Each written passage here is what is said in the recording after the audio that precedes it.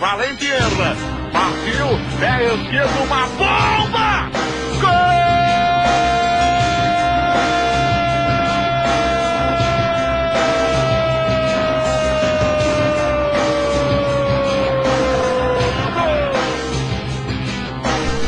Quand on aime le foot, on parle foot.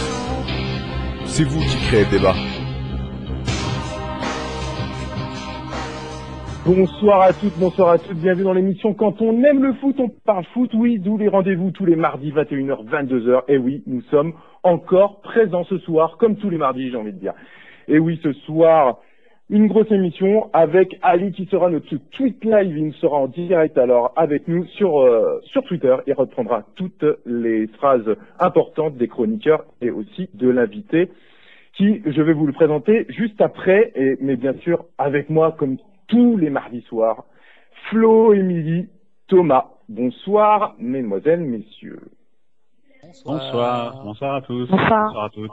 J'espère que vous êtes tous les trois bien installés parce que ce soir, on a un invité de marque formé à Nantes, champion de France en 1995. En 1994, il prend sa première sélection en équipe de France.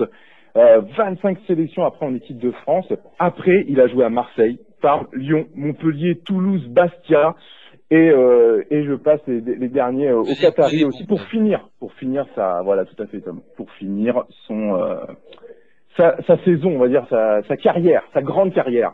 Oui, ce soir, Reynald Pedros. Bonsoir Reynald. Bonsoir. Merci d'être avec nous ce soir. C'est un énorme plaisir que vous soyez avec nous dans notre émission pour débattre avec nous. Voilà, je suis ravi d'être là. Merci. Bah, nous aussi, on est ravis d'être là et on est ravis que vous soyez là. Et oui, vous, chers auditeurs, vous avez envie de réagir, n'hésitez pas à aller sur Skype. Vous téléchargez Skype si vous ne l'avez pas. On aime foot auditeur. Vous rajoutez le pseudo On aime foot auditeur. Vous avez un casque nickel, on vous passe à l'antenne sans aucun problème. N'oubliez pas nos podcasts YouTube où on repasse avec nos anciens invités Alonso, Bong, Frédéric Bong, Dosevi, Ludovic Julie et j'en passe encore des meilleurs. En tout cas, toutes nos meilleures émissions sont sur YouTube et j'espère que ce soir, ce sera la meilleure. En tout cas, je compte sur vous et surtout à mes chroniqueurs, je compte. N'oubliez pas notre tweet live, bien sûr, de Ali. Donc ce soir, Reynald va choisir un débat entre deux. Donc je dépose, Reynald, même si tu l'étais à l'avance. Que faut-il attendre des clubs français en Coupe d'Europe cette année? Ou la Coupe de la Ligue est-elle vraiment utile au niveau financier et sportif? Quel est ton choix? Mon choix est la Coupe de la Ligue. Ah, la Coupe de la Ligue. Très bien. Écoutez. Je l'avais dit, tu vois, je l'avais dit. Voilà, Thomas avait parié de l'argent. Voilà, la dernière fois c'était Émilie. Il a de l'instinct. Et aujourd'hui, c'est Thomas. Il a de l'instinct. J'espère qu'il aura de l'instinct aussi pour les pronos. Ça, c'est pas si sûr. Ça, c'est autre chose. Écoutez, messieurs, nous sommes partis. La Coupe de la Ligue est-elle vraiment utile au niveau financier et sportif? Là est la question. Donc, on va commencer au niveau financier, bien sûr, on va dire un peu la chose qui fait un peu grincer des dents, parce que toujours parler d'argent, c'est pas très très intéressant, mais ce soir, en tout cas, ça va l'être. Un petit rappel au niveau financier pour cette Coupe de la Ligue. Le premier tour, c'est 100 000 euros, le deuxième tour, c'est 120 000 euros, les 16e, c'est 175 000 euros, les 8e, c'est 165 000 euros, les quarts, c'est 385 000 euros, les demi-finales, c'est 610 000 euros, et les finalistes, c'est 1 090 000, et les vainqueurs, c'est 1 720 000.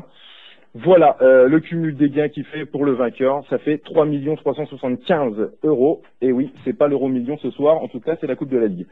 Voilà, et première question pour toi, Reynald, après ces rappels de chiffres. Le vainqueur qui gagne 3 millions d'euros pour cette Coupe de la Ligue, qu'est-ce que tu en penses, Ronald? C'est pas assez, c'est trop. C'est compliqué de quantifier, de parler d'argent, de dire c'est pas assez, c'est trop, c'est peut-être pas assez pour certains, mais c'est peut-être bien pour d'autres. C'est toujours pareil. Je crois que malgré tout cette Coupe de la Ligue, faut pas que ça se résume simplement par rapport à l'argent. Il y a tout un contexte autour de la Coupe de la Ligue. pense qu'effectivement, pour certains clubs, ça peut être dérisoire, mais je veux dire aujourd'hui 3 millions d'euros, faut aller les chercher, faut les trouver. Et dans la période où on est, je pense que c'est pas négligeable. Donc je pense que le souci c'est pas l'argent sur cette Coupe de Ligue, c'est peut-être autre chose, mais moi quand on me dit 3 millions d'euros et qu'on me dit que c'est pas assez, je trouve ça un peu mesquin, quoi, parce que 3 millions d'euros c'est énorme. Moi je suis assez justement au niveau financier, moi j'ai plutôt j'ai une réflexion déjà plus globale, j'allais dire au niveau de, je vais faire le comparatif par rapport à la Coupe de France. La Coupe de Ligue déjà je trouve est un peu tronquée par le mode pas de tirage au sort, mais l'entrée en liste des clubs quand c'est les clubs de Ligue 1, parce que déjà vous avez les clubs qui ont fini en haut classement en Ligue 1 qui rentrent déjà plus tard. Donc déjà ça enlève, ça montre déjà bien qu'on a envie, enfin que cette coupe est faite entre guillemets pour les gros. C'est-à-dire que voilà, c'est une coupe pour les clubs pro. Ouais, pour les clubs pro. Non, mais je veux dire, quand je dis les gros, c'est les gros clubs de Ligue 1, et on a envie des grosses affiches. Puis c'est vrai que souvent, c'est souvent des grosses affiches. C'est très rare qu'il y ait qu'on se retrouve avec des clubs de Ligue 2. Enfin, en finale, je veux dire, c'est beaucoup plus fréquent. Et je trouve ça assez dommage. C'est pour ça que le côté financier, les 3 millions d'euros pour un club, j'allais dire de Ligue 2 ou un club de deuxième partie de tableau en Ligue 1, c'est quand même une grosse somme. Maintenant, bon, je vais pas prendre Paris, parce que Paris maintenant c'est plus la même chose, mais pour un club comme Lille, comme Lyon, comme Marseille peut-être plus maintenant, mais je veux dire c'est des sommes qui sont, on va dire, moins importantes entre guillemets, hein, que pour un club qui est plus bas au niveau du classement ou qui est en Ligue 2 même. Donc comme je disais, il y a pour ces clubs-là aussi, il y a un autre critère qui rentre en ligne de compte, c'est la place européenne. Voilà. Alors ouais, justement, on en parlera juste après. C'est plus au niveau sportif, mais ça c'est très important aussi. C'est très important justement cette place européenne. Mais est-ce que ces 3 millions, donc on n'a pas encore entendu Tom là-dessus, j'aimerais bien l'entendre. Est-ce que ces 3 millions, est-ce que c'est moyen, est-ce qu'il faudrait plus, est-ce que c'est pas assez, ou c'est vraiment la coupe en chocolat, quoi? Moi personnellement c'est assez étrange, puisque c'est une coupe qu'on peut gagner en 5 matchs, donc c'est assez court, c'est une coupe qui est assez rapide finalement, qui effectivement a la carotte sportive par la place européenne, mais 3 millions d'euros ça peut représenter très peu pour des clubs qui ont des gros budgets. Malgré ça, ce sont des sommes importantes, notamment je pense, et je prends un exemple qui est très concret, qui est très réel, l'exemple par exemple du Mans qui cette année devait se faire rétrograder en national pour un trou justement de 3 millions d'euros. Donc on se dit c'est un trou qui est pas important, mais à côté de ça, c'est la somme que rapporte la Coupe de la Ligue. Donc pour nous, c'est peut-être pas beaucoup au vu des sommes qui sont dépensées actuellement dans le monde du football par les grands clubs. Je dis bien que par les très grands clubs, parce que tous les clubs n'ont pas 3 millions d'euros à claquer comme ça tous les jours au lendemain. Mais c'est vrai que pour la majorité des clubs, 3 millions c'est énorme, et ça peut boucler un budget, ça peut sauver d'une relégation avec la DNCG, ça peut sauver plein de choses. Donc oui, c'est peut-être pas assez pour beaucoup de grands clubs, mais c'est énorme pour la majorité des clubs de France actuellement en tout cas. Non mais moi je trouve que c'est assez, le montant est élevé quand même, mais c'est vrai que maintenant je pense que le montant est surtout en fait pour inciter les clubs a priori à la jouer à certains clubs à la jouer à fond, parce que voilà, elle a quand même beaucoup moins de prestige que la Coupe de France. Et puis voilà, et puis bon, elle est pas. Ça reste un trophée. Oui, non, mais ça reste un trophée, mais bon, ça, on entend tous les ans, c'est sans vouloir dénigrer ça non plus, mais c'est un peu le trophée en carton. Voilà, la coupe, je vais pas dire que personne la veut, mais je veux dire le côté financier est censé être attractif à ce niveau-là. Maintenant, mettre plus d'argent dessus, je suis pas sûr que ça changerait grand-chose. On dit, enfin, il y en a beaucoup qui disent que c'est une coupe en carton. Ou qu'ils apprécient pas cette coupe parce qu'elle est aussi mal placée dans la saison par rapport à des clubs à un moment donné qui jouent pas mal de matchs, et au niveau de la compète ça devient compliqué, mais je veux dire au-delà de ça, c'est vrai que c'est une coupe en 5 matchs t'es en Coupe d'Europe, enfin voilà quoi, je veux dire moi je pense qu'aujourd'hui tous les clubs de deuxième division sont très contents de la jouer. Oui, non mais ouais. Certains clubs de national sont très contents de la jouer. Voilà, Moi, j'entendais encore là Patrice Garand qui après sa victoire disait nous, la Coupe de la Ligue, on va la jouer à fond. Eh ben, il a raison. Il a raison, et pour eux, c'est certainement pas une coupe en carton parce qu'il y a 1 million, 2 millions, 10, 15 millions. C'est parce qu'à la finale, effectivement, il y a de l'argent à gagner. Pour eux, c'est important, et qu'à la fin, il y a une carotte, c'est la carotte sportive, bien sûr. Voilà, ouais, non, mais effectivement, non, quand j'ai dit ça, c'était pas, c'est vrai que c'est surtout pour dire, effectivement, que, bah, comparé à la Coupe de France, elle est moins, ouais, voilà, elle est moins attractive, surtout pour les gros clubs. Je veux dire, la Coupe de France pour les gros clubs a peut-être plus ce côté, pas nostalgique, mais ce côté à cette saveur, une saveur vraiment différente par rapport à la Coupe de Ligue. Elle est moins attractive parce qu'il y a pas les clubs amateurs. Voilà. Voilà, je veux dire, on connaît tous, on sait tous que le plus grand souhait de beaucoup de monde, c'est de voir des clubs amateurs battre des clubs pros. Et là, on n'a pas ça. Voilà, là, on n'a pas ça. Bon, mais bon, enfin, messieurs, je pose la question à Reynald. Est-ce que tu penses que ces 3 millions d'euros là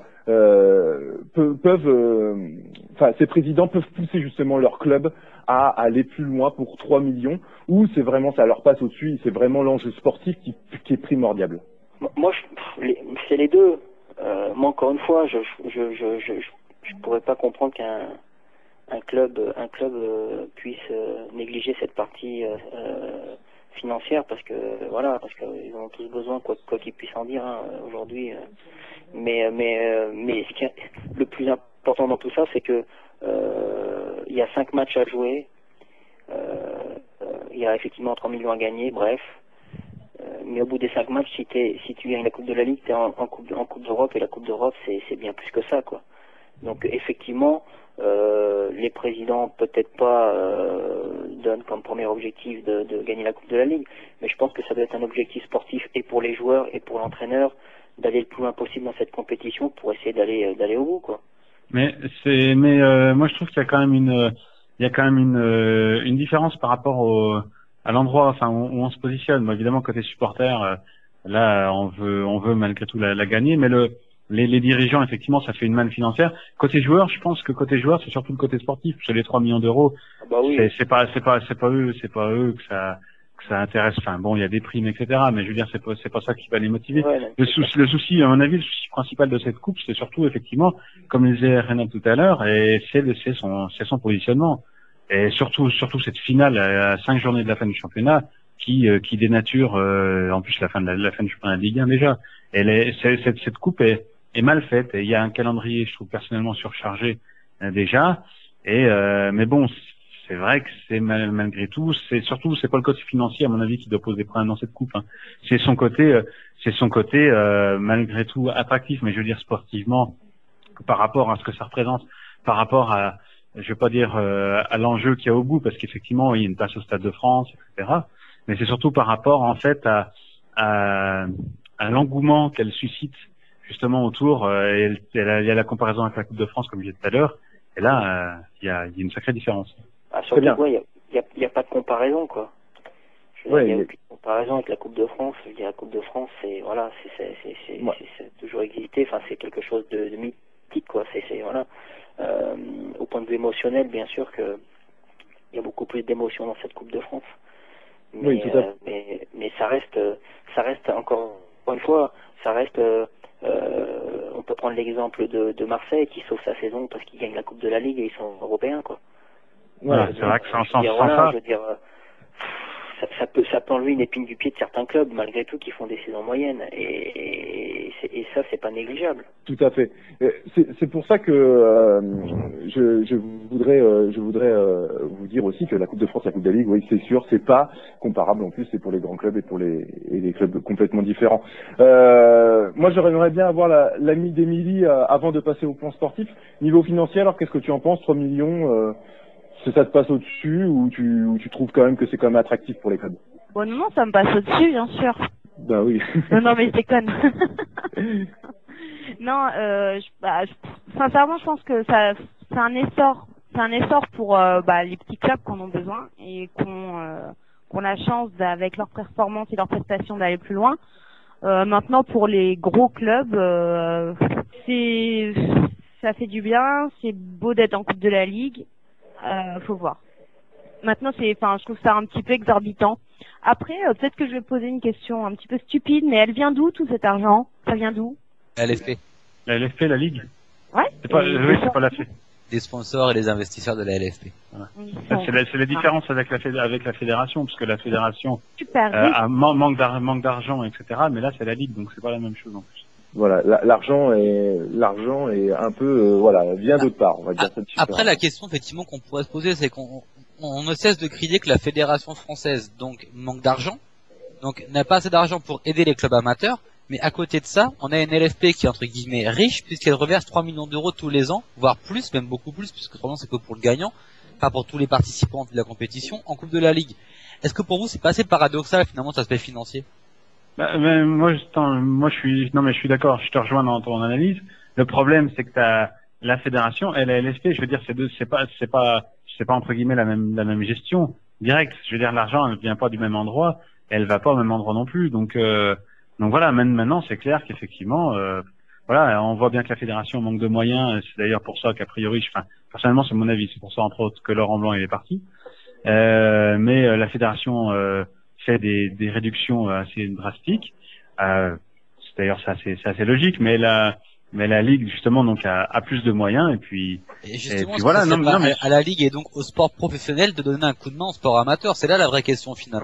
Ouais, mais déjà dans la fédération, alors je vais peut-être m'attirer les foudres de certains, mais dans la fédération, t'as les deux. Normalement t'as le professionnel et l'amateur. La Ligue c'est uniquement le monde professionnel. Alors si la Ligue commence à reverser aussi au foot amateur, à ce moment-là, la Ligue, je veux pas dire qu'elle a plus d'utilité. À ce moment-là, autant que la Coupe de la Ligue soit, j'allais dire, entre guillemets, sous tutelle de la fédération. La Ligue, elle gère les droits télé. Ouais. La Ligue, elle gère les droits télé du championnat, donc elle reverse au club professionnel, au club de Ligue 1. Donc bon. Voilà, c'est pour ça que je dis que c'est deux choses. Voilà. Très bien, très bien. Écoutez, messieurs, le plan financier, je pense qu'on est allé assez loin dessus. On va le mettre de côté, celui-là. Ouais, voilà, tout à fait, on va le mettre de côté. Parce que plus là tout de suite. Oui. Ouais. Le plan sportif, je crois que ça vous a plus vous intéresser et vous allez plus rentrer dedans. En tout cas, j'en suis sûr. Donc, le plan sportif, première petite question. Justement, vous en parlez tout à l'heure, Reynald. La qualification en Europa League, est-ce que ça motive les joueurs à la fin? Quand même, faut savoir, on est qualifié en Europa League quand on est vainqueur de cette coupe. Cela motive les joueurs ou pas du tout pour vous, Reynald?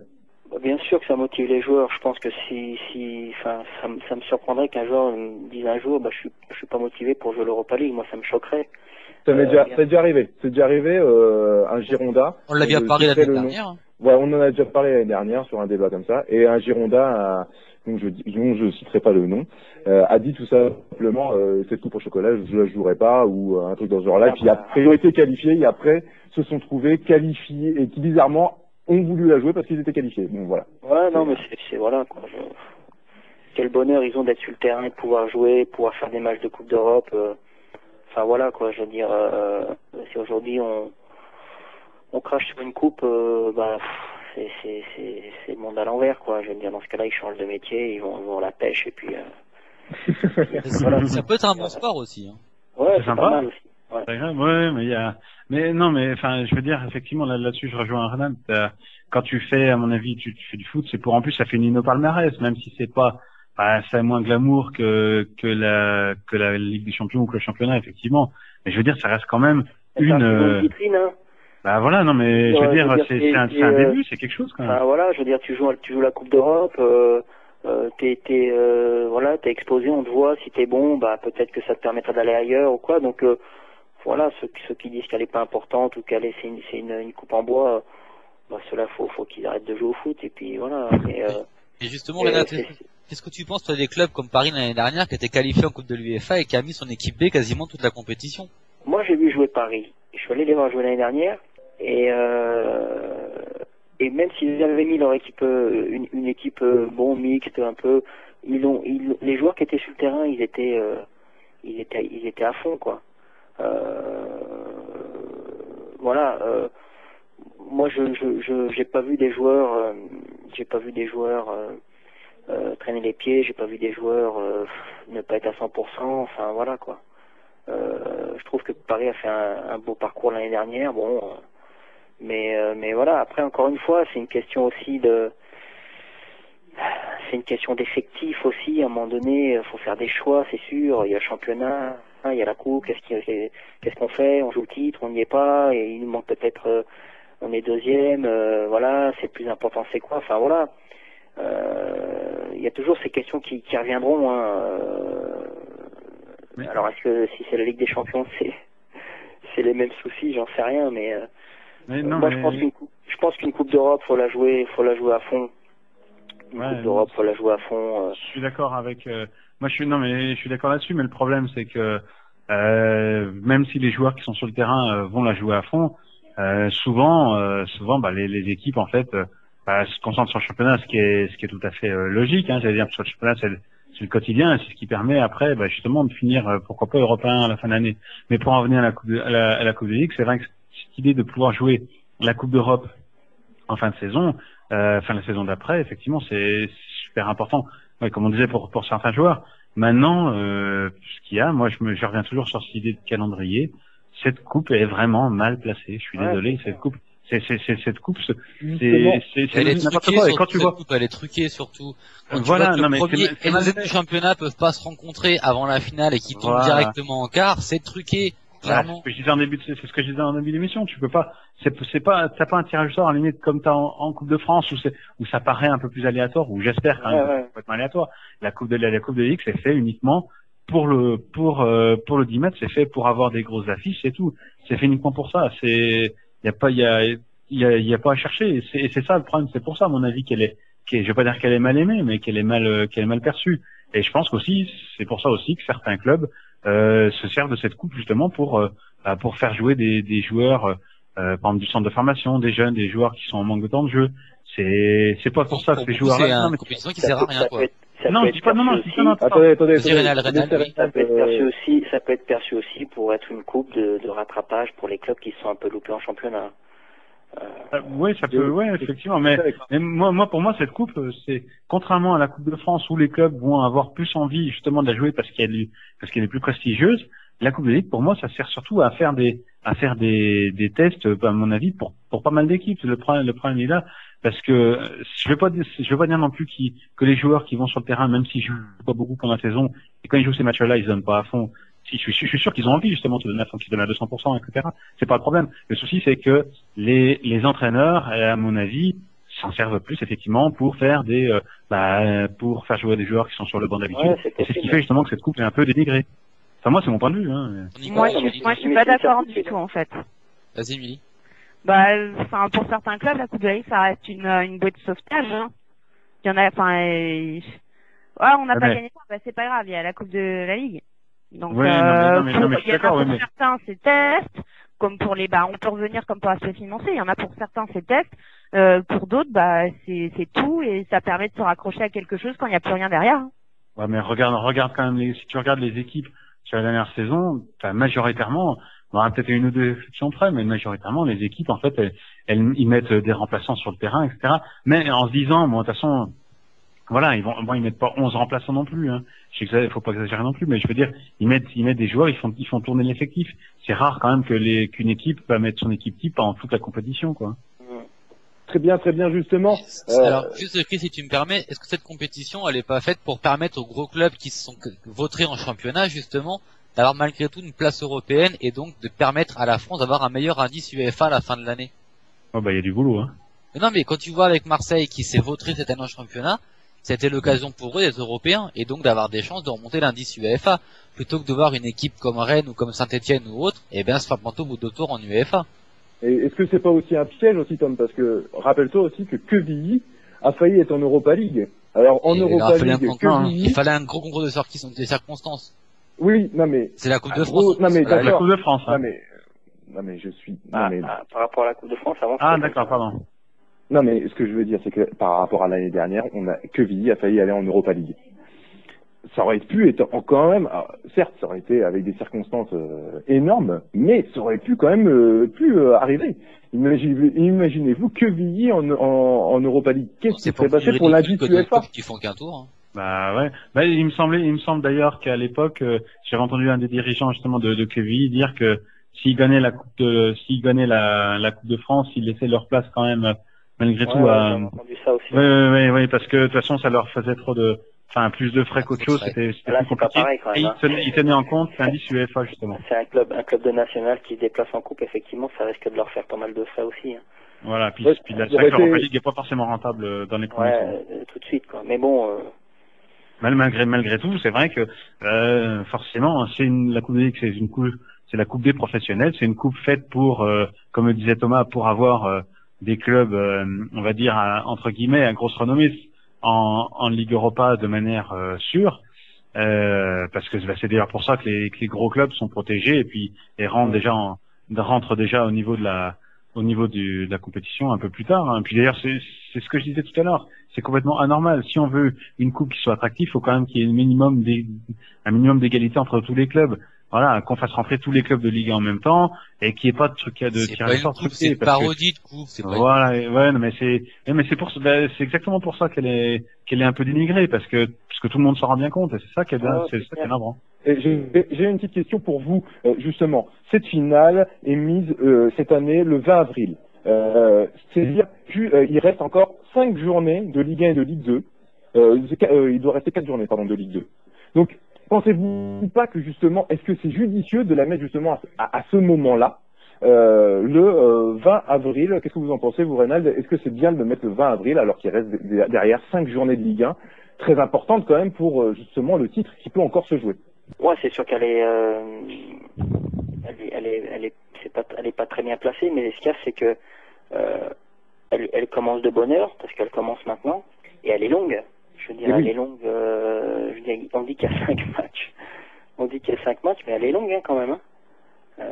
Faut tenir, c'est vrai. Et il y a des matchs entre et je pense que c'est plus ça qui fait défaut. Après, de la mettre à 5 matchs de la fin. Après, faut trouver des dates dans le calendrier. Parce que entre ceux qui font la Coupe d'Europe, ceux qui sont éliminés, ceux qui sont encore, ceux qui machin, ceux qui ça devient c'est des trucs, c'est infernal quoi. C'est infernal. Ouais, donc après il y a la finale de la Coupe de France aussi. Ah mais là je suis désolé mais je suis pas du tout d'accord. C'est cette histoire de trouver des dates, je suis désolé, la finale de la Coupe de Ligue pour moi, elle doit être comme la finale de la Coupe de France en fin de saison. Alors bon, dans les années où il y a une compétition internationale comme il y a eu là, je dis pas, c'est peut-être plus compliqué effectivement puisque les internationaux doivent partir. Mais l'an prochain, une finale, d'autant plus qu'il y a la place européenne au bout. Donc je veux dire, l'équipe. Non, mais en Angleterre, c'est au mois de mars la finale de la Coupe de la Ligue, c'est au mois de mars en Angleterre. Oui, mais ouais, mais moi je suis désolé. Moi personnellement, je trouve ça assez lamentable. On voit bien, regarde, t'as une équipe qui va gagner la Coupe de la Ligue. Elle va finir, elle va être 4e. De toute façon, quelle soit elle, le pod, le 4e, de toute façon, elle jouera jusqu'au bout avec des champions pour avoir. Ouais, bon, on va dire 5e si tu veux. C'est déjà mieux. Voilà, bon, si tu veux 5e, voire 6e. Mais bon, enfin bref, je veux dire ça gâche en fait les dernières journées au niveau de la lutte pour la Ligue Europa, parce que cette équipe sera déjà assurée de participer à cette coupe. À la Ligue Europa et après. Donc je suis désolé, une finale, ça doit se jouer à la fin de la saison quand tous les dés sont jetés. Je crois que ces dernières années, c'était pas vraiment le cas puisque Marseille, qui a gagné 3 fois d'affilée, était 2 fois en Ligue des Champions, donc déjà à coup sûr avant au moins ils l'ont gagné. Et la dernière fois, était sûr de pas être européen, donc. Oui, mais malgré tout, je suis désolé, une finale, ça se joue en fin de saison, c'est tout, point. C'est comme ça. Une finale, c'est voilà, tu fais pas, à ce moment-là, il y a qu'à faire, il y a qu'à jouer la finale, il y a qu'à commencer à jouer la finale au mois de février, au mois de janvier, on s'en fout. Alors on la joue en courte saison ou j'en sais rien. On la joue pas. Voilà, non mais voilà. Alors j'avais entendu une proposition, quelqu'un qui disait faut jouer toute la Coupe de Ligue. En fait, une fois que le championnat est fini, on joue tout sur 2 semaines. Oh, c'est bien comme idée, ça, c'est un mi-tournoi, c'est bien. On la joue, mais on va aux États-Unis. Ouais, non. On la perte de temps en avion, j'imagine même pas. Juste une question pour Reynald de Chris, si tu me permets. Toi, Reynald, qui a fait les deux, tu préfères la Coupe de la Ligue ou Coupe de France? Ouais, la Coupe de France. Ouais. Bah, c'était sûr qu'il allait répondre ça. Il l'a dit tout à l'heure. Je sais pas. J'ai fait la finale de la Coupe de France, je peux dire que la Coupe de France. Non, mais ça, c'est la Coupe de France, c'est bien sûr, c'est particulier, bien sûr, c'est complètement différent. Justement, justement, la Coupe de France, c'est complètement un aspect complètement différent. On voit que c'est le football amateur qui se joue en football professionnel. Mais cette Coupe de la Ligue, trouvez-vous ça normal quand même que ces joueurs jouent pas les premiers tours, enfin jouent, c'est-à-dire l'entraîneur fait des changements mais des remplaçants, et justement, quand on arrive en demi-finale, tiens, c'est parti, on va commencer à la jouer, on va commencer à partir, on va commencer à mettre la vraie équipe. Quand tu joues le début de la Coupe de France et que tu rencontres un club amateur, les clubs ils font tous la même chose. Hein. Ils mettent les jeunes du centre de formation, ils mettent quelques cadres, ils mettent voilà quoi. Et je veux dire ça. Alors ils se font taper, on dit ouais voilà ils ont pas eu la bonne équipe, c'est des cons machin tout ça. Mais les premiers tours de Coupe de France quand ils jouent contre des équipes inférieures, et c'est ce qu'ils font les clubs pour ménager certains joueurs quoi. Et c'est un problème, au fond, finalement, c'est un problème d'effectifs et financier, finalement. Voilà, je veux dire, la Coupe de France, c'est différent, c'est très long, la Coupe de France. C'est beaucoup plus aléatoire. C'est beaucoup plus court, il y a beaucoup plus de matchs, à un moment donné, voilà, quoi. Et quand il y a la Coupe de la Ligue qui vient en plus par-dessus, on se dit, bah tiens, c'est la Coupe de la Ligue qui vient greffer, il y a des matchs en plus, machin, pour faire tourner l'effectif, c'est pas possible. Enfin, voilà, quoi. Mais je veux dire, dans le coaching, ouais, t'as un groupe à faire tourner, t'as un effectif à faire tourner, voilà, tu te sers des matchs pour faire tourner ton effectif. Moi aujourd'hui, j'ai vu l'effectif de Nantes. Pour moi, il a fait tourner quelques joueurs quoi. Par rapport au match de championnat qu'il y a eu. Mais alors, justement, vous serez joueur, Reynald, vous serez joueur. Vous serez sur le banc et vous jouerez pas justement cette Coupe de la Ligue. Vous dites, de toute façon, moi, j'aime mieux jouer le championnat. Faut être non, pas du tout, non. Actuellement. Non, vous aurez envie quand même de jouer une compétition. Bien sûr, ouais. Justement, avec un coup de près comme ça. Moi, c'est ce que je disais, quand t'es joueur, t'as envie de tout jouer, quoi. Je veux dire, Coupe de la Ligue, Coupe de France, mais tu sais qu'à un moment donné, effectivement, voilà, tu peux pas tout jouer non plus parce que physiquement, voilà, les saisons elles sont longues, voilà, après ça dépend du temps aussi, les intempéries qu'il y a par rapport à la période, enfin voilà, mais je veux dire, on sait plus ou moins que il y a des matchs où le coach il va faire tourner parce que voilà c'est un match de coupe ou c'est un match voilà donc il peut se permettre de faire tourner l'effectif pour faire reposer certains, il les concerne quand même en étant sur le banc, mais je veux dire c'est logique quoi, je veux dire le coach pour moi je veux dire même moi dans le milieu amateur, quand j'ai entraîné une CFA de CFA, on a joué les premiers tours contre des divisions en dessous, voilà où je me disais bon voilà je vais faire souffler quand même quelques joueurs, quelques titulaires, et puis je vais mettre des jeunes, et puis voilà, on va les intégrer comme ça, et puis voilà quoi. Mais je reste quand même persuadé que, pardon.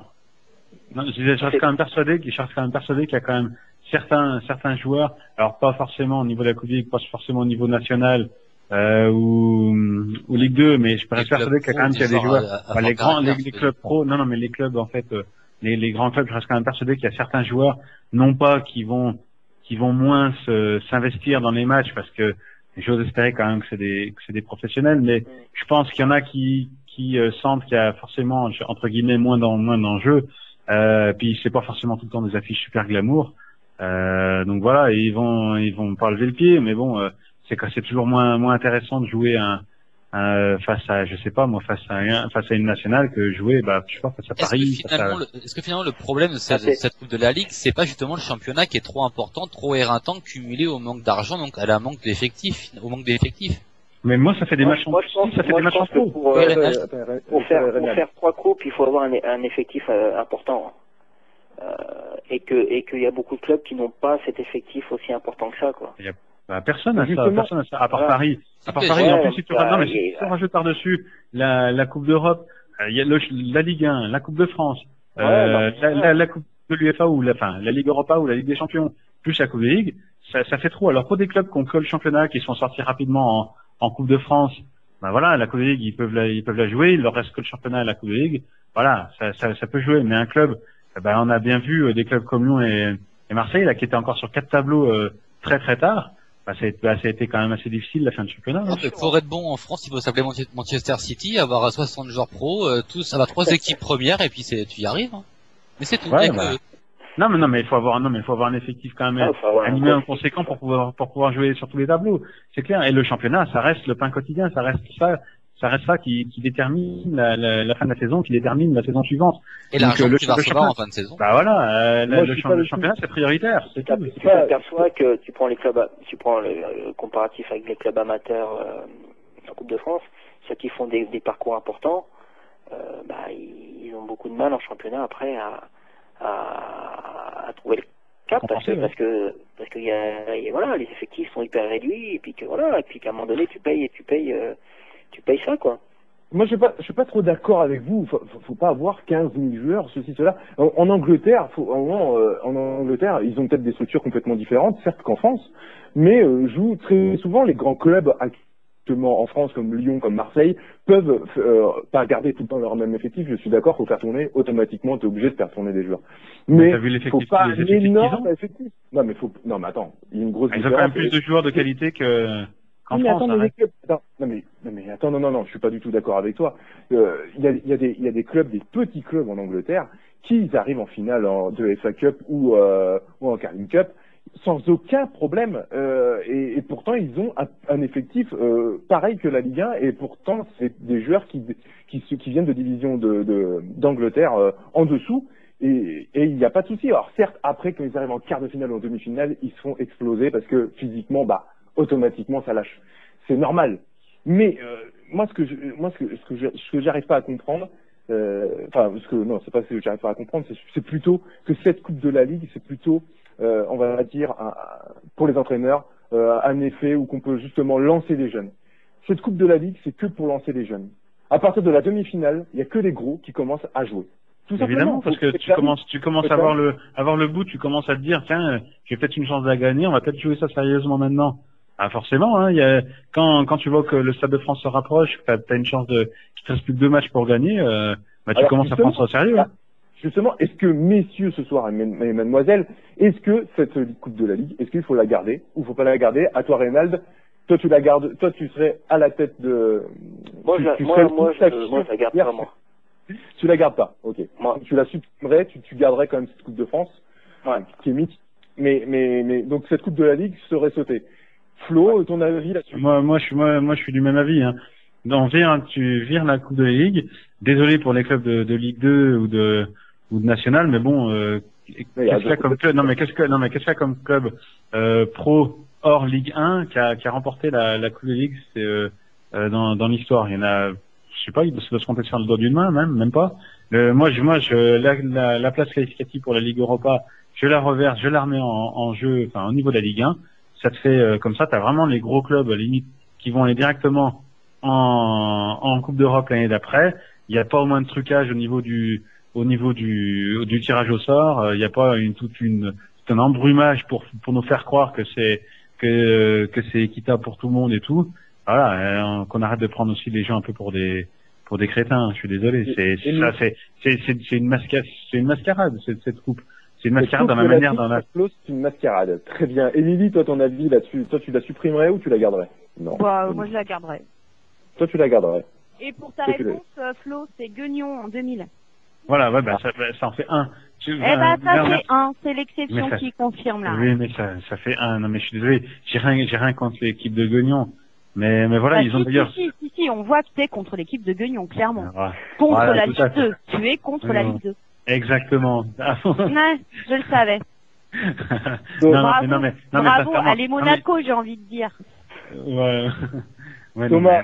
Monaco c'est différent. Non mais tu peux pas dire quand même que cette Coupe de Ligue a une raison d'être, je veux dire. C'est pas possible. Si elle existe, c'est qu'elle a une raison d'être. Elle ça permet au club de prendre une petite bouffée d'oxygène, de faire tourner l'effectif. Et puis pour d'autres, comme Guignon, qui ont la chance d'aller jusqu'en finale et de la remporter, d'avoir un petit essor derrière pour le club. Ouais, on voit ce qu'est devenu Guignon d'ailleurs. Voilà, ça y est. Alors ça y est, ils vont balancer sur Tony Vérel maintenant, ça je les connais. Non. Moi je la garderais bizarrement parce que je l'aime bien. Et ça permet aux petits clubs comme Le Monde de faire des demi-finales, donc c'est cool, j'aime bien.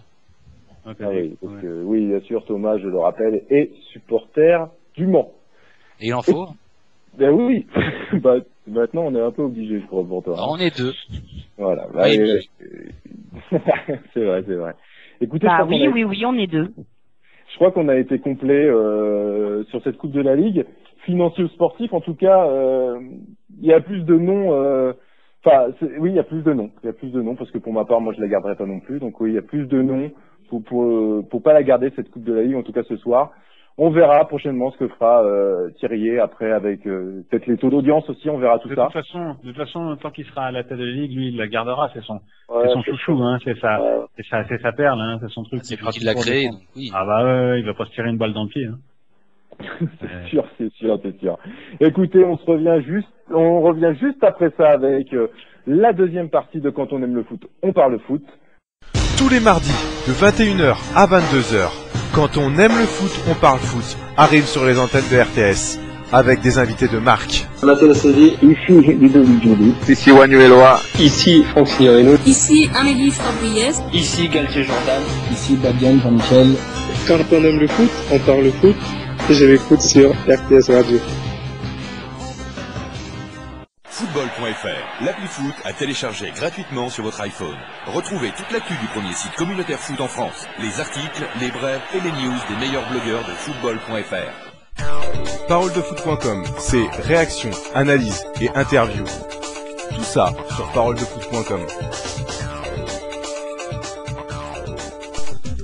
Football, un média créé par des supporters. Articles, interviews et encore plein de choses à découvrir sur Football. Venez découvrir football.com. Footafricain.com. Nous vous donnerons toute l'actualité des footballeurs africains. Venez découvrir footafricain.com. Tout le monde s'en fout.fr avec des chroniques, des pronos. Tout le monde s'en fout, mais on le dit quand même. Écoutez, on va passer à l'interview. Décalé ou pas décalé, ça c'est lesjeunesfooteux.com qui nous le diront ce soir. Ce soir, lesjeunesfooteux.com ont posé des questions à Reynald Pedros. Dans notre émission ce soir, attention, les questions, c'est parti. Première question pour moi et Thomas enchaînera aussi sur d'autres questions. Décalé ou pas décalé, ça, telle est la question. À toi Reynald, attention, question pour toi. L'arrivée des gros investisseurs n'aurait-il pas pour conséquence de mettre de côté la formation à la française? Tous ces gros investisseurs comme le Qatari, tout ça. Ça fait un moment qu'elle est de côté la formation de toute manière. Tu penses que c'est passé toutes ces périodes où justement on allait chercher ces jeunes et qu'on les faisait on voit depuis quand même quelques années. Quand Lyon a gagné ses 5 ou 6 titres, il n'y avait pas beaucoup de jeunes de la formation. Hein. Alors ils étaient à la porte, mais ils n'ont pas beaucoup joué. Hein. Donc là, on leur fait un peu plus confiance sur ces 2 dernières années parce qu'il y a moins d'argent. Paris, ça n'a jamais été un club formateur. Quoi qu'on puisse en dire, Paris n'a jamais été pour moi un club formateur. Donc Marseille. Marseille non plus. Voilà, donc voilà, l'exemple effectivement c'est Montpellier l'année dernière. Mais Montpellier, il faudra voir dans les 2-3 prochaines années comment ça va se passer aussi, parce que quand tu travailles que sur la formation, il faut avoir des bonnes générations, et quand on n'a pas, ça devient très compliqué. Donc voilà, mais ça fait pour moi quelques années que des clubs veulent former des joueurs mais qui n'y arrivent pas parce que peut-être il y a moins de qualité. Peut-être qu'aujourd'hui les clubs sont plus dans le résultat que dans le travail, certainement. Donc voilà quoi. Moi je serais pas tout à fait de l'avis, surtout pour le futur.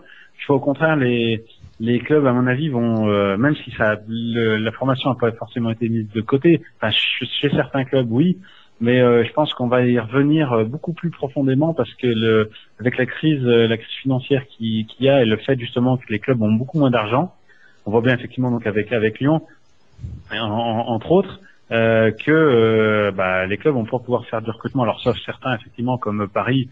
Où en Ligue 2 Monaco, parce qu'Emilie j'aime bien, je suis quand même Ligue 2, hein, merci. Donc voilà, mais je pense que le problème, la formation est mise à mal souvent dans les clubs qui ont beaucoup de moyens. c'est ce qui s'est vu justement à Lyon à l'époque où Lyon dominait tout.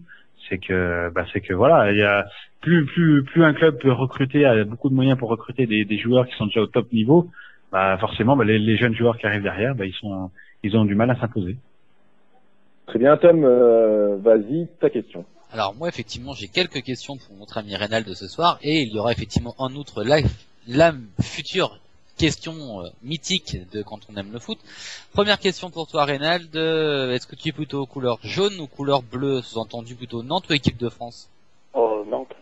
Là, je suis pas surpris, Ouais. dis donc. Ouais, Nantes,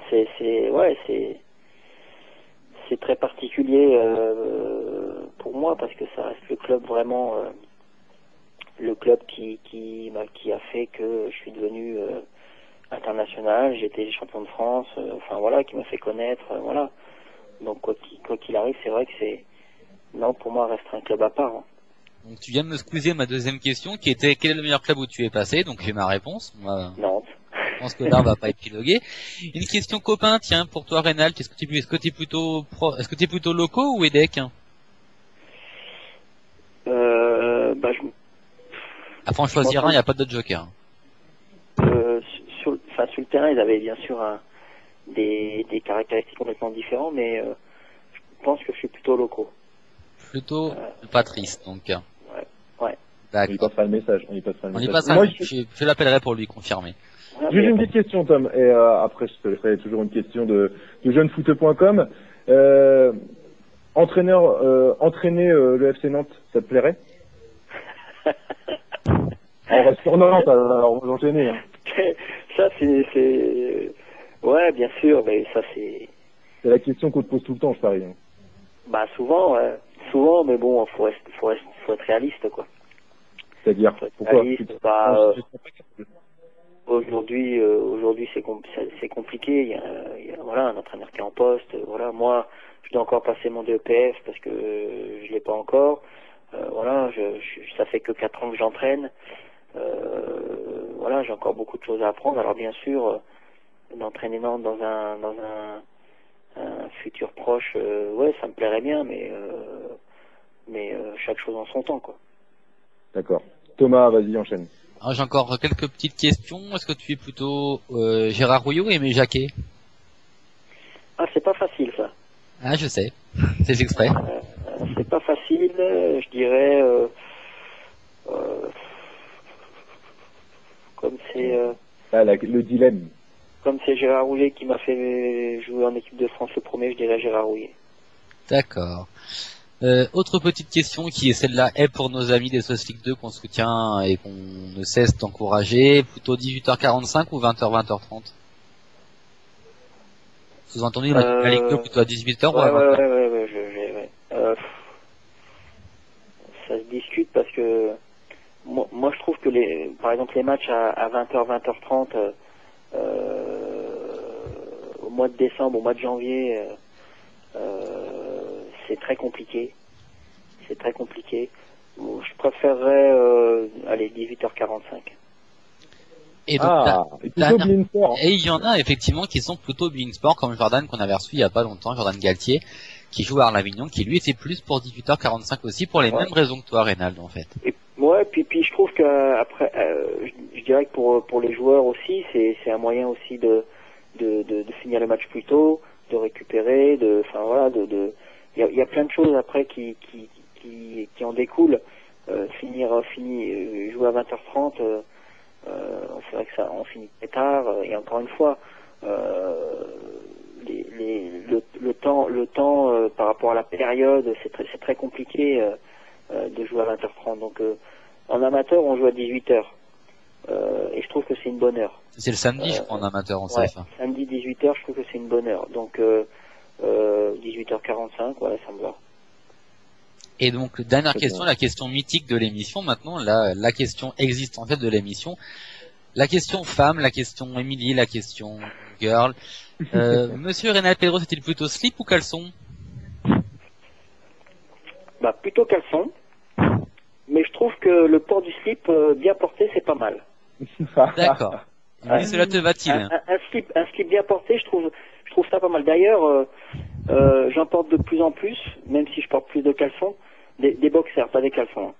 Mais le port du slip, Il y a un maintien, le port du slip, c'est pas mal du tout. Émilie, cela te va-t-il? J'ai pas entendu. Émilie, cela te va comme réponse? Oui, c'est parfait, merci. Et moi, j'ai une petite question dénonciation. Loco était plutôt slip ou caleçon? Alors là... Tu te rappelles pas? J'en sais rien du tout. J'aurais voulu que tu dénonces ce soir, en mode, on aurait pu... J'en sais rien, et même si je l'avais su, ça aurait été bizarre quand même. Ouais, ça aurait été bizarre. Justement, c'était la question. 180 matchs, on aurait pu savoir. Ouais. On sait jamais. À la fin d'une finale, je sais pas. On sait jamais. Ouais. On se dévêtit comme ça. Enfin bon, voilà. Enfin, mais si on s'écarte, on s'écarte. Voilà. Merci à jeunefooteux.com. Allez voir son site. Je le remercie pour ses questions et aussi nos sponsors. Parledefoot.com. Tout le monde s'en fout. Football ou footafricain.com. Merci à eux, à nos sponsors. Nous passons à la rubrique top transfert ou flop transfert. Voilà, je vous propose un transfert. Vous me dites si c'est votre top ou si c'est votre flop. Transfert d'aujourd'hui, officiellement aujourd'hui, ça s'est fait. Arzola a signé à Arsenal. Il vient de Malaga. C'est un joueur espagnol. Reynald pour toi, est-ce que déjà tu le connais? Parce que tu as un peu fait polémique dans notre groupe. Est-ce que tu le connais? Et est-ce que pour toi c'est un top ou c'est un flop? D'abord, je connais pas. Ah, bon voilà, bon écoute, ça va.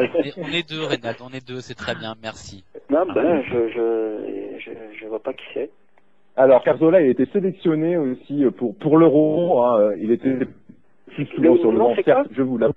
Santi Cazorla. Ah, Cazorla, ah oui, je connais, pardon. J'avais compris Bazorla. Ah, la jolie Santiago Cazorla. Ah, Cazorla, c'est top. Ah, c'est top. Ah ouais. Tu trouves comment ce joueur? Bien. Je l'ai vu jouer un petit peu l'année dernière à Malaga. C'est vraiment un bon joueur. Ouais. C'est vraiment un bon joueur. Ça faisait partie des valeurs sûres de cette équipe. Et c'est vrai que pour moi, je pense que c'est une bonne recrue. Ouais.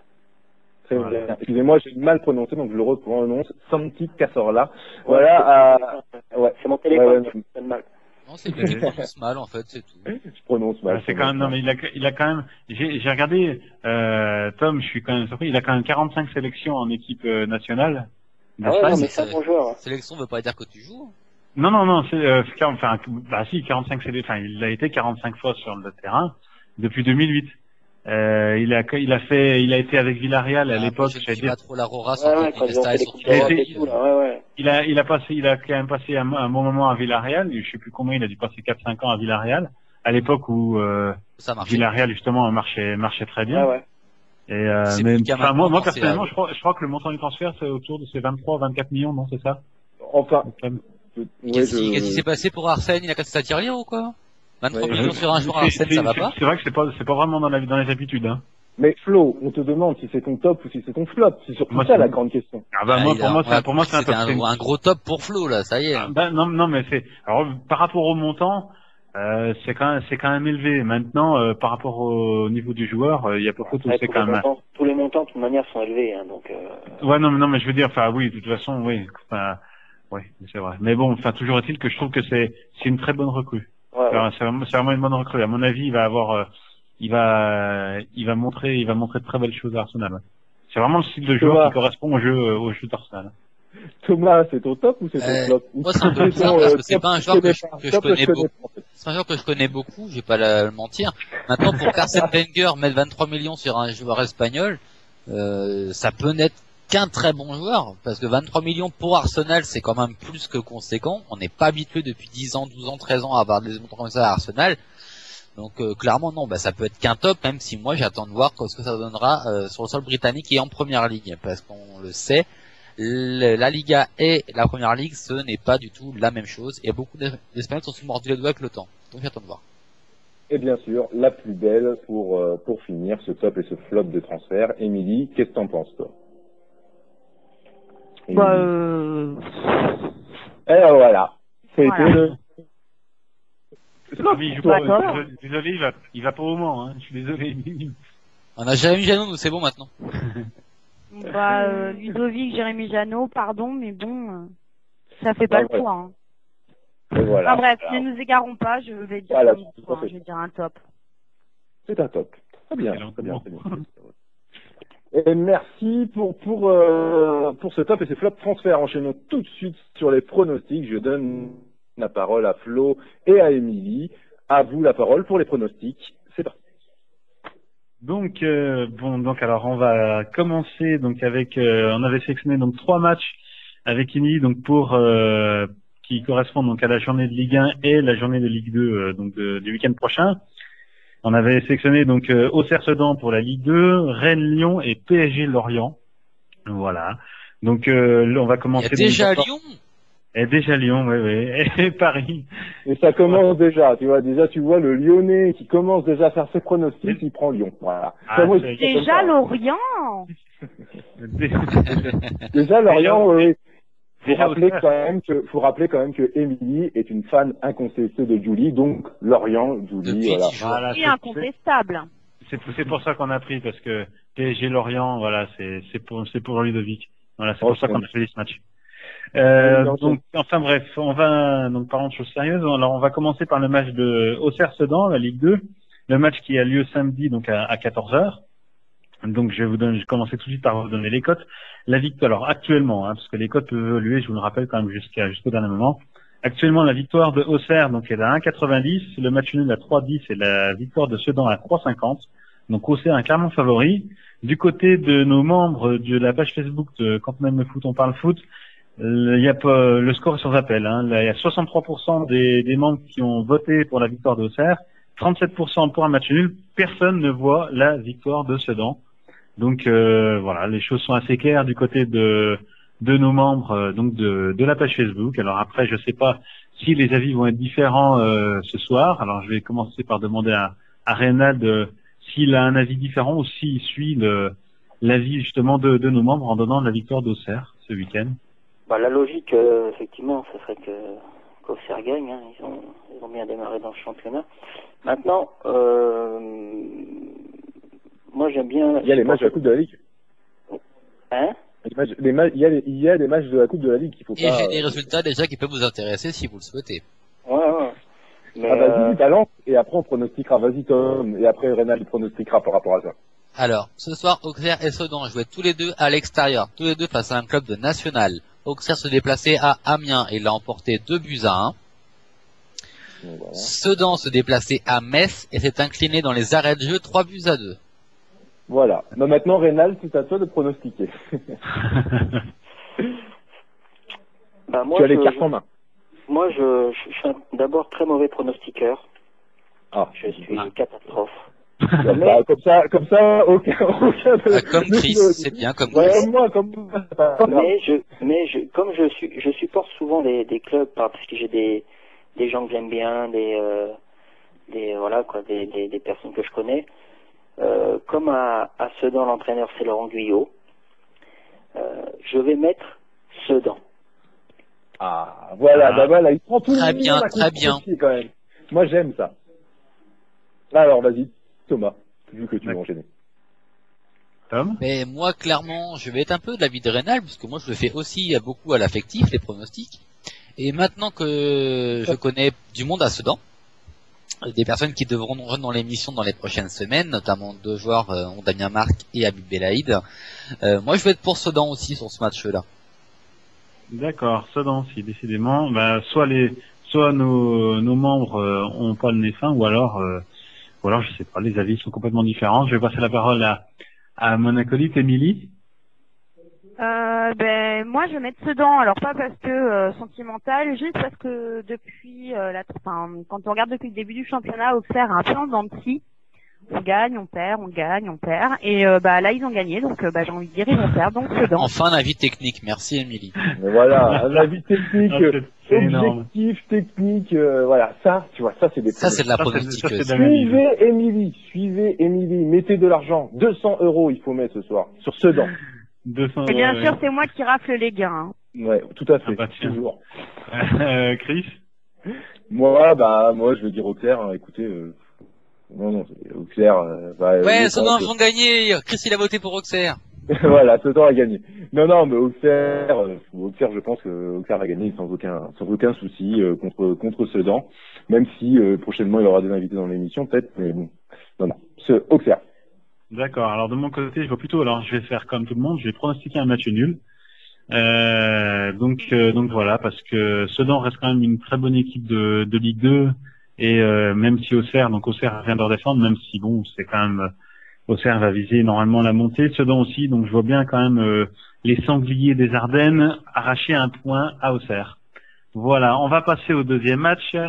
On va passer à Rennes-Lyon, pour faire plaisir à Thomas, qui se joue samedi à 21h. Donc c'est la première journée de championnat, donc les équipes vont être un peu dans l'inconnu, les pronostiqueurs aussi. Donc la victoire de Rennes est à 2,50, le match nul à 2,95 et la victoire lyonnaise à 2,70. Donc du côté de nos membres, alors ça a été un peu partagé à un moment, mais ça s'est vite orienté vers un match nul. Là, 64% des membres ont choisi le match nul, 18% la victoire de Rennes et 18% la victoire. Non, c'était 17 et 17 parce que là j'arrive à 102%, c'est pas possible. 17%. Voilà, 17% la victoire rennaise et 17% la victoire lyonnaise. Donc le match nul est majoritaire du côté de nos membres. Reynald, de ton côté, je sais pas si tu vas être du même avis ou pas. Ouais, on part un peu dans l'inconnu. C'est vrai que par rapport à ce premier match de championnat, je crois que Rennes n'a pas très bien réussi ses matchs amicaux. Maintenant, Ouais, Lyon non plus. Lyon non plus. Mais bon, Lyon, je pense que Lyon est supérieur quand même, mais je mettrais match nul moi aussi. Match nul, d'accord. Match nul est équitable. D'accord, match nul. Thomas? Moi d'expérience, Lyon ne réussit pas forcément très bien en terre bretonne. C'est pas un match en général qui leur plaît beaucoup. En général, Rennes aime bien accrocher Lyon à domicile. Rennes va commencer la saison à domicile. Je tente à parier que Fred Antonetti va vouloir d'entrée de jeu faire un gros coup. Surtout que Lyon ne sera pas forcément prêt physiquement au top de sa forme physique pour ce match-là, puisqu'ils sont européens. Donc on le sait, les Européens généralement sont au top physique au début de la compétition européenne. Donc non, moi je vois bien Rennes accrocher Lyon, donc je dirais un match nul, allez, moi de simple, un match nul. Le problème. Tant qu'il va pronostiquer Lyon, qu'il va pronostiquer Rennes, et après non, et après les Juifs. Quand même réaliste un minimum si tu veux. Ouais. Ne suivez pas Thomas. Émilie, dis-moi. Match nul. Match nul aussi. Ouais, match Parfait. nul parce que j'aurais plutôt dit Rennes au début et puis après j'aurais plutôt dit Lyon à la fin. Donc au milieu on a le match nul, donc match nul. Ah, les analyses. C'est super technique ça. Ah ouais, ça déchire. Ouais, c'est énorme. Ouais, voilà. Il faudra vous en contenter, pardon. Non, mais je serais plus Rennes, hein. Même si je suis à Lyon, hein, c'est pas grave, mais non. Je vais dire Rennes gagnant sur ce match-là. Ce soir, Chris va se faire braquer son appartement. Ouais, voilà, je vais me faire braquer. L'adresse. Donne-leur ton adresse. Stade de Gerland. Non, Rennes, Rennes sans hésiter. Ils seront plus forts physiquement, je pense, que Lyon actuellement, qui a un peu de peine, même on l'a vu sur ces matchs de préparation. Alors, de mon côté, j'aurais pronostiqué la victoire de Lyon. Je dis bien j'aurais. Ça aurait été étonnant. Mais ça aurait été étonnant. L'incertitude liée au fait de la présence de Lisandro va m'inciter à pronostiquer un match nul aussi, parce que Lisandro, a priori, a repris l'entraînement. Quoi, mais Lyon perd des points d'entrée de jeu. Ah bah écoute, mais c'est pour mieux finir, c'est pour mieux passer devant tout le monde à la fin, c'est pour ça. Non, plus sérieusement, effectivement, Rennes, c'est une terre assez hostile pour les Lyonnais, et Rennes reste quand même une bonne équipe, ils jouent à domicile, et je pense que ça va être un match très compliqué, mais je vois pas beaucoup de buts, hein. Je me tenterais même à un score de 1 but partout, par exemple. Voilà. Ensuite, on va passer au dernier match. Le match, j'allais dire un match assez déséquilibré entre les milliardaires qataris et puis Lorient. Donc PSG Lorient, donc qui joue aussi samedi à 21h. Les cotes, alors bon, les cotes là, c'est vraiment déséquilibré, hein. La victoire de Paris est à 1,30, le match nul à 4,40 et la victoire de Lorient à 8,90. Donc si vous voulez faire c'est une bonne cote, hein. Oui, mais je pense que ça va, comme je disais tout à l'heure, Tom, tu sais, ça peut évoluer jusqu'à samedi. Donc, à mon avis, Prenez-le maintenant, alors. Ah, faites-le maintenant, oui. Si je peux donner un conseil à nos auditeurs, si vous voulez gagner, par exemple, pour 10 €, si vous voulez gagner 3 € sur ce match, pour être riche, effectivement, faut citer maintenant. Donc, alors, au niveau des membres de notre page Facebook, alors, les votes ont été assez unanimes. 84% pour la victoire du PSG, 8% pour le match nul et 8% pour la victoire de Lorient. Donc 8 petits pourcents, c'est déjà ça, c'est déjà pas mal. Et ça fait bien 100% pour le tout, donc c'est bien bon. Donc maintenant, je vais demander l'avis de notre invité, donc Reynald. Je sais pas s'il va suivre l'avis majoritaire. Une grosse hésitation. Ouais. Je crois que c'est le même match que l'année dernière, hein, pour les matchs du championnat. Ah, alors là, tu me poses une colle. Je confirme, et Lorient l'avait emporté 1-0 au Parc l'année dernière. Gagné. Voilà, notre Wikipédia est là. Donc, alors, je pense que Paris va gagner. Ah, malgré tout. Mais Lorient, c'est surtout en début de saison, ça peut être dangereux n'importe quand, n'importe quel moment. Ça joue bien en ballon. Ils vont être complètement décomplexés, je pense. Je veux dire match nul, allez. Allez. Match nul? Ouais. Allez. Ouais. Oh non, moi j'aurais voulu commencer. Oh, c'est pas grave. Un match nul, d'accord. Un match nul pour Reynald. Thomas? Mais moi, je suis un peu de l'avis de Reynald. Moi, clairement. Non, mais je veux dire pourquoi. C'est que Paris, c'est une équipe qui a joué la Coupe d'Europe, donc qui a pas encore son effectif au complet, qui a des joueurs qui viennent d'arriver, qui auront besoin de se roder. Lorient a une équipe quasiment inchangée par rapport à l'année dernière, avec en plus un apport d'expérience, Ludovic Giuli, dédicace à Émilie au passage. Et effectivement, moi, j'ai bien l'impression que Lorient cette année, encore une fois, va aller s'imposer au Parc, et le kiff serait sur un but de Giuli. Moi, je mets Lorient gagnant. Lorient gagnant, la grosse cote. La grosse cote, oui. Ah oui. Vous voulez perdre de l'argent, suivez Thomas. Voilà, bravo. Je rappelle, Chris, mon classement est le tien l'an dernier au pronostic de Ligue 1. Non, on va enchaîner si on en a pour 3 heures. On est d'accord. Émilie, dis-moi. Lorient aussi. Pourquoi Lorient, Émilie? Alors là, je sais pas. Lorient parce que Giuli et parce que Lorient, je pense qu'ils vont être où ils nous attendent pas, surtout maintenant avec l'arrivée de ce monsieur. Je pense que ça va donner un certain renouveau, une bonne fraîcheur dans le groupe. Donc Lorient, il a tout à prouver là-bas, il va avoir soif de revanche. Donc on l'attend, je l'attends, et il va montrer de très belles choses encore cette saison-là et bonne chance à lui. T'attends surtout ton maillot, toi, en fait. Non, pas du tout. Juste, je suis derrière lui. N'importe quel club il aurait pris, même s'il avait été au Mans, et j'aurais supporté le Mans. Oh, jusque-là quand même. Oui. Chris? Moi, pour ma part, je vais suivre Reynald, c'est ce que je pensais tout à l'heure. Match nul, parce que le Paris Saint-Germain va être attendu partout, et ça va être très, très, très dur pour le Paris Saint-Germain. Tous les clubs vont vouloir faire tomber le Paris Saint-Germain, il faut être réaliste. Actuellement, c'est comme quand on joue Marseille, quand on joue Lyon, c'est des grands clubs, des petits clubs comme Lorient. Enfin, c'est pas un petit club Lorient quand même, c'est un club quand même qui est depuis longtemps en Ligue 1, mais qui est un club qui joue toujours le milieu de tableau. Mais ils ont un petit budget, mais avec ce petit budget, ils arrivent à faire des belles choses. Et moi, je pense que un grand entraîneur. Lorient peut, un grand entraîneur, c'est vrai. Lorient, je pense que ils peuvent accrocher ce Paris Saint-Germain, peut-être en bétonnant derrière. Ça, je ne sais pas. Ça, c'est niveau tactique, ça c'est autre chose. On verra comment Gourcuff va mettre ça en place. En tout cas, moi, je dis match nul. D'accord. Alors de mon côté, je vais suivre nos membres. Je vais pronostiquer une victoire de Paris. Ah, la blague. Mais je vais expliquer pourquoi. Parce que tout simplement, si Paris avait affronté une équipe comme Nancy ou une équipe dans ce style-là, je dis pas, parce que c'est des équipes qui ont plus l'habitude, des entraîneurs qui ont plus l'habitude de jouer plutôt défensif. Gourcuff, on sait un peu qu'il a plutôt une vision du foot plus offensive. Lorient, c'est une équipe qui a le plus l'habitude de jouer. Donc je pense pas que Gourcuff va forcément beaucoup bétonner ou va réussir justement à bétonner énormément. Alors peut-être qu'un ou deux contre, une ou deux attaques vont peut-être leur permettre de marquer un but, mais je pense qu'il va y avoir des espaces et Paris va réussir à faire la différence. Même si ça va être difficile, ils vont pas faire un score fleuve. Mais je pense que ça va être difficile pour Paris, mais ils vont s'imposer. Donc je souhaiterais justement, maintenant que tout le monde a pronostiqué, dire à nos auditeurs que si donc selon les gains qu'ils souhaitent, si vous suivez les pronostics de Thomas et d'Émilie, vous empocherez 157,50 € pour 10 € voilà, joués. très bien. Voilà, oui, enfin, il faut que les pronostics soient bons quand même.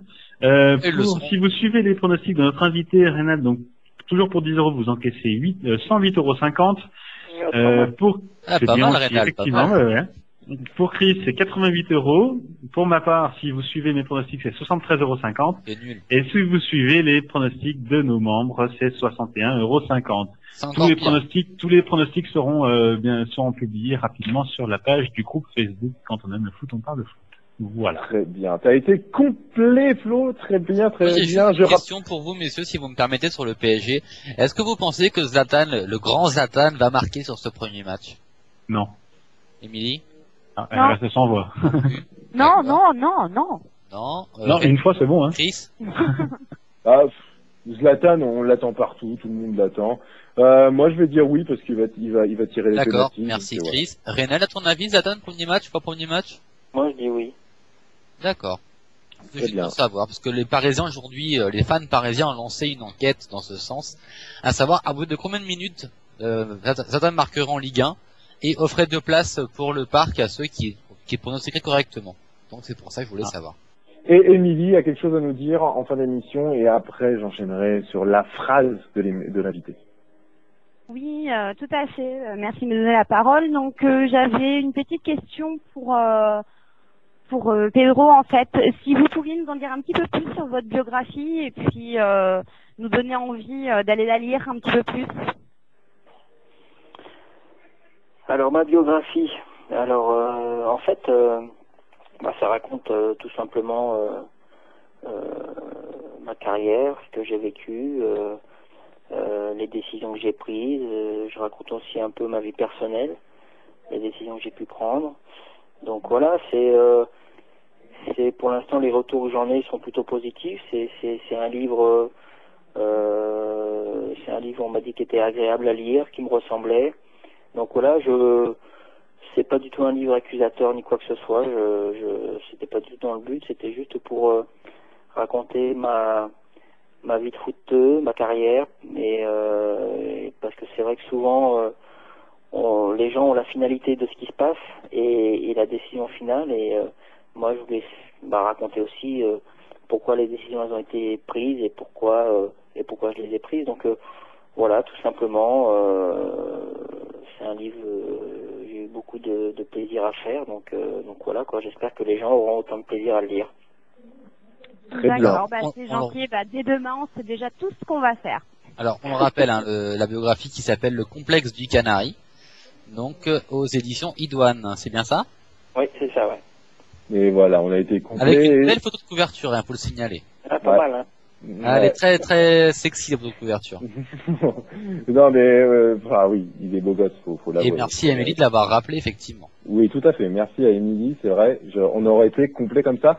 Et je laisse le mot à Flo pour nous rappeler aussi le jeu des pronostics sur notre page Facebook. En quelques minutes, je te laisse quelques minutes, David. Tout à fait, merci Chris.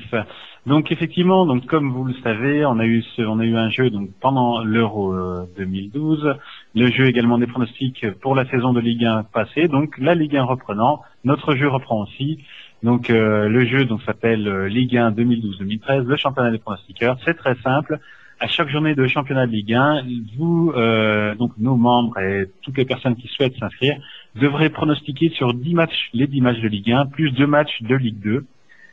C'est très simple, il suffit de donner le score, le nom des buteurs pour les matchs de Ligue 1, par rapport à vos résultats, un barème est défini. Donc les personnes, le classement sera fait au fur et à mesure, Donc voilà. Après il y a des cadeaux à gagner, surtout venez nombreux. Un cadeau sera à gagner à la fin des matchs allés, donc au terme des 19 premières journées, un autre à la fin de la saison. Voilà, donc c'est très simple pour participer. Vous nous rejoignez donc sur la page Facebook, donc quand on aime le foot, on parle foot, et tout est inscrit là-bas. Il y a le lien pour pouvoir pronostiquer, il y a la vidéo de présentation, et si vous avez des questions, surtout vous n'hésitez pas, vous me posez des questions, tout ce que vous voulez. Voilà, donc vous venez nombreux, vous avez jusqu'à vendredi 20h15 pour vous inscrire pour cette première journée. Voilà, je vous attends nombreux. Très bien, très bien. Et Thomas, le mot de la fin, on va y arriver, j'espère. Oui, moi j'ai un très gros carton rouge à donner ce soir. Ce soir, je serai volontairement grave. C'est en rapport avec notre débat sur la Coupe de la Ligue. Je vais mettre un très très gros carton rouge à France Télévisions, qui ce soir a préféré diffuser Anne Roumanoff plutôt que le multiplex de Coupe de la Ligue, et je trouve ça absolument honteux pour le partenaire principal de la compétition. Voilà. Oui, il fallait le rappeler, c'est vrai. Reynald, vas-y, tu voulais réagir là-dessus. Ouais, moi je suis d'accord. Et voilà, justement, faudrait peut-être pas la supprimer, mais en tout cas ce soir, nous on l'a décidé, ça a été vote unanime, il faut la supprimer, on verra ce qui se passera plus tard. Est-ce que si on la diffuse pas, ça sert à rien. Voilà, c'est vrai. Si on la diffuse pas, s'il n'y a pas d'audience, ça ne sert strictement à rien. Et bien sûr, messieurs, on arrive à la fin de cette émission, et à la fin de cette émission, il y a toujours la phrase de l'invité, cette phrase mythique qui a été peut-être changée, mais c'est toujours la phrase mythique qui embête toujours les invités. Donc voilà, Reynald, tu as juste à répéter cette phrase si tu le veux, si tu le désires, bien sûr. Cette phrase, c'est ici, Reynald Pedros, j'écoute quand on aime le foot sur RTS Radio.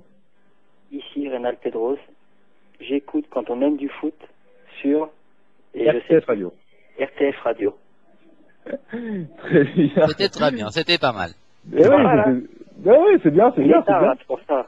Ah, il y en a qui ont fait dans 3 fois, hein, donc c'est très bien, non, franchement c'est bien. Il y en a qui ont pris des stylos, il y en a qui étaient obligés d'écrire des choses, enfin, j'en passe, hein, en tout cas, il y en a un certain qui doivent se reconnaître. En tout cas, on dénoncera pas ce soir. En tout cas, merci pour cette émission, encore une émission avec un débat assez mouvementé sur cette Coupe de la Ligue, et en tout cas, le Thomas nous le rappelle bien avec son petit carton rouge. Oui, cette Coupe de la Ligue, est-ce qu'il faut la jouer, est-ce qu'il ne faudra pas la jouer? Ça se décidera à la LFP.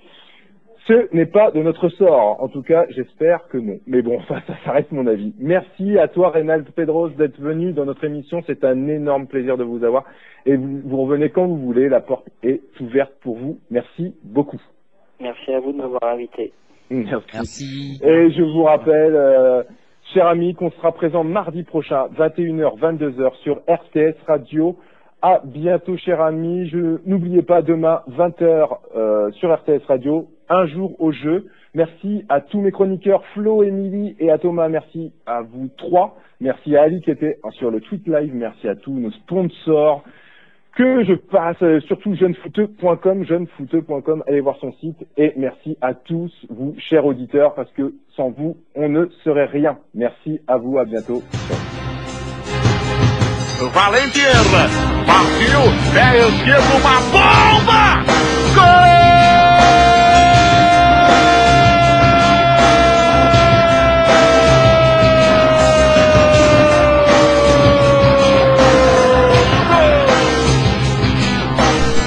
Quand on aime le foot, on parle foot. C'est vous qui créez le débat.